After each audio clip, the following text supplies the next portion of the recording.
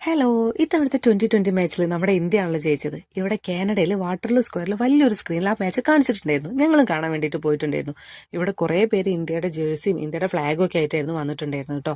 India ജയിക്കുകയും കൂടി ചെയ്തപ്പോൾ ആഘോഷം കുറച്ചും കൂടി ഉഷാറായി. അതാണ് ഇപ്പം നിങ്ങൾ കണ്ടുകൊണ്ടിരിക്കുന്നത്.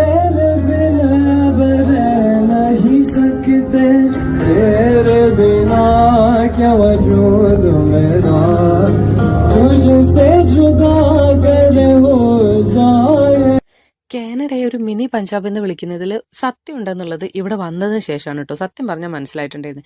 ഇവിടെ എന്തൊരു പ്രോഗ്രാം നടക്കുകയാണെങ്കിലും ഒരു ഹിന്ദി സോങ്ങോ ഒരു പഞ്ചാബി സോങ്ങോ ഇല്ലാതെ ആ പ്രോഗ്രാം കംപ്ലീറ്റ് ആവാറേ ഇല്ല. അതിലിപ്പോൾ കോളേജിനകത്ത് നടക്കുന്ന പ്രോഗ്രാമായാലും പുറത്ത് നടക്കുന്ന പ്രോഗ്രാമായാലും അങ്ങനെ തന്നെയാണ് അവസ്ഥ. ഇവിടെ അതുപോലെ തന്നെയായിരുന്നു.